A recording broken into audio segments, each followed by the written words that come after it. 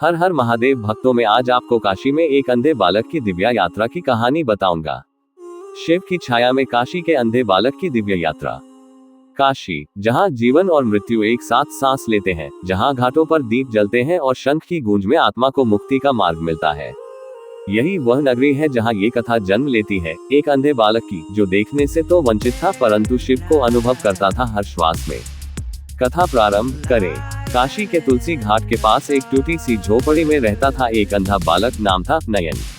ये नाम किसी व्यंग्य से कम नहीं था, क्योंकि जन्म से ही वह आंखों से देख नहीं सकता था। उसकी माँ जानकी एक विधवा स्त्री थी, जो घाट पर फूल बेचकर जैसे तैसे जीवन यापन करती थी। जानकी हर दिन शिवलिंग पर बेलपत्र चढ़ाती थी और प्रार्थना करती थी, हे भोलेनाथ, मेरे नयन को दृष्टि दो, इस अंधेरे जीवन में प्रकाश लाओ। लेकिन वर्ष बीत गए और बालक की आंखों में रोशनी न आई, परंतु नयन की आत्मा जैसे किसी और ही प्रकाश से जुड़ी थी। एक दिन नयन घाट पर बैठा था जब एक साधु वहां आया। उसका शरीर धूल से सना था, बाल उलझे थे, पर आंखों में गहराई थी, जैसे ब्रह्मांड झांक रहा हो। साधु ने बालक से पूछा, तू क्या देखना चाहता है बालक? नयन मुस्कुराया, मैं देख नहीं सकता बाबा, पर जब गंगा की लहरें मेरे पांव छूती हैं और मंदिर की घंटियों की ध्वनि आती है, तो ऐसा लगता है जैसे मैं भोलेनाथ को देख रहा हूँ। साधु मौन हो गया। फिर उसने कहा, जो आंखों से नहीं देखता वही वास्तव में देखता है। साधु ने जानकी से कहा, इस बालक को मेरे साथ एक यात्रा पर भेज दो। ये काशी के परे भी शिव को देखेगा, महसूस करेगा। जानकी पहले डर गई, पर फिर उसने हाँ कह दी। साधु और नयन निकल पड़े एक दिव्य यात्रा पर। यात्रा का पहला पड़ाव, मणिकर्णिका का रहस्य। साधु नयन को मणिकर्णिका घाट पर ले गया। वहां एक शव जल रहा था, वातावरण में धुआं और मंत्र गूंज रहे थे।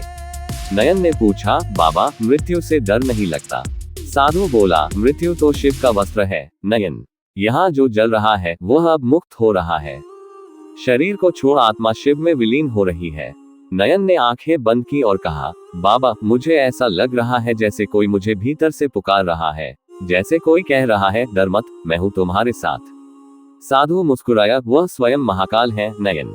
केदार घाट पर अघोरी का संदेश। केदार घाट पर एक अघोरी मिला। वह हड्डियों की माला पहने था, पर उसकी आंखों में करुणा थी। उसने नयन के सिर पर हाथ रखा और कहा, तू अंधा नहीं है बालक, तेरे भीतर शिव का नेत्र है। तुझमें वह शक्ति है जो सामान्य लोग समझ नहीं सकते। अघोरी ने एक मंत्र दिया, ओम नमः शिवाय शिवत्राय नमः। नयन ने उस दिन से वह मंत्र रोज जपना शुरू किया। धीरे धीरे उसके भीतर कुछ बदलने लगा। जब वह आंखें बंद करता तो उससे प्रकाश दिखाई देता, कभी नीला, कभी सफेद, कभी एक ज्योति जो नृत्य करती थी।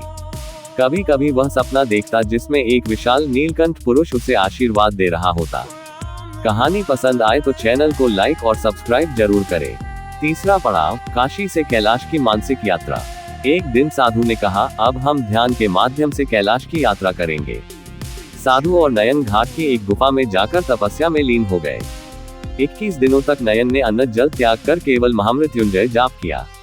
आखिरी दिन जब उसका शरीर कांपने लगा और सांसें धीमी हो गईं, तभी उसे एक प्रकाश दिखाई दिया।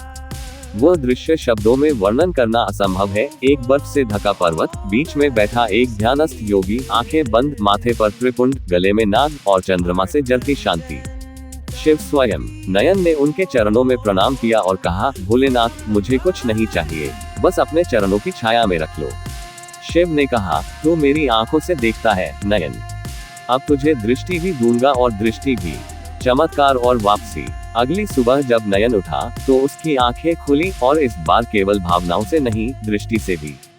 जानकी की आंखों से अश्रुधारा बह निकली। पूरे काशी में चर्चा होने लगी, अंधा बालक जिसे स्वयं शिव ने दृष्टि दी। आज का समय, वर्षों बीत चुके हैं। नयन अब नयन बाबा कहलाते हैं। वह काशी के लोगों को केवल दृष्टि नहीं, शिव के दर्शन कराते हैं। उनका संदेश सीधा है, आंखों से मत देखो, मन से देखो। शिव बाहर नहीं, भीतर है। जब तुम संसार में अंधेरे देखो तो शिव को स्मरण करो, क्योंकि अंधकार में ही प्रकाश जन्म लेता है। उपसंहार, ये कथा केवल एक अंधे बालक की दृष्टि पाने की नहीं, आत्मा की यात्रा की कथा है। ये याद दिलाती है कि सच्ची भक्ति में आंखें नहीं, विश्वास चाहिए, और जहाँ विश्वास है वहाँ शिव स्वयं प्रकट होते हैं।